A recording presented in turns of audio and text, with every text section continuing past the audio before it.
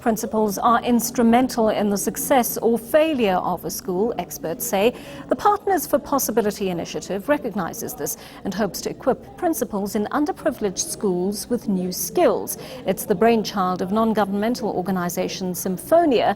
The NGO's Rosie Chirongoma joins us via Skype now. Rosie, thank you very much for your time this afternoon. You've been able to very successfully make this link between principals and what filters down from their leadership to the children and the teachers they work with. Just tell us exactly how you go about equipping them with the skills they need to make their schools successful or exceptional. Thanks, Joanne. So Partners for Possibility is really about leveraging the skills that we have in this country. So we have lots of business people who run organizations, know how to lead change, how to manage organizations. So what we decided to do is we would partner business leaders with school principals. So the business leaders would transfer skills, and it's all about how to run the principals, to teach the principals how to run their schools more efficiently, more effectively, how to harness the power within their communities, how to manage stakeholders, how to learn how to listen, just a wide range of skills.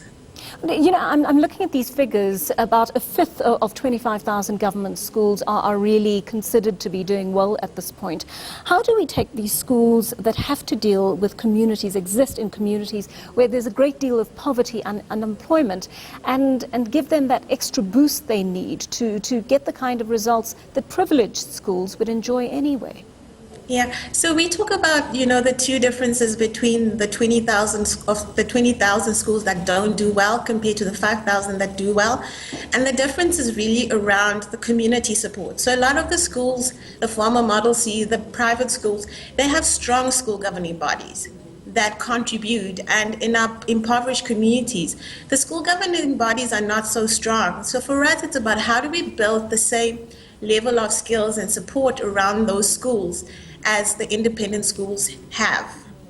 Talk to us about sustaining this once you've got a principal in place whom you know you've trained and you're confident in that person. So we work on a couple of levels. So our primary focus is the principals, to build capacity with the principals, but then we also work with school management teams. So we want to build effective teams around the school principal, the teachers as well, and the community. So the principal is not so isolated and they feel they have the support of the community and their team. When you have that kind of principal being moved out of a community after he's really or she has made a real impact on a school, how exactly do you ensure continuity? So continuity for us is within the team. So the principal is part of a team. He or she doesn't work alone. So they have their deputies, they have their school management team, and the idea is that the impact on the principal filters down through all the levels. So even if the principal is no longer at the school, his entire team or her entire team can take the program forward, can continue to do the work that the principal had started. How do you find this affects the performance of teachers who've previously been disillusioned or lack motivation?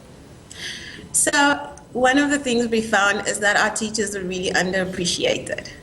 And the moment they have a principal who's inspirational, who's motivational, the teachers show up for the love of the work. They don't show up to tick boxes. But when we create an environment where everybody wants to thrive and everybody feels like they belong, the teachers shine. They really do. And you're seeing the direct impact of that in terms of students and their performance? Absolutely. So the teachers are the front line of education. When the teacher shows up in a way that says, I'm here, I'm passionate about what I do, I want to share what I know with my learners, the children learn. So the thing about children is they're always open to learning. It's just about how we provide that knowledge. And with a teacher who loves their job and learners who are receptive, we've seen, our ultimate goal is improved educational outcomes. And when you create the environment for that to happen, that's all you need. Just one last question, because it sounds like quite an involved program that you put the principals through, as well as this community. How long from the start of your intervention to the end does it actually take to start seeing results? So our initial the initial part of the program is long. We call that readiness for change. And in that first year, we want to see our principals become confident and energized to lead.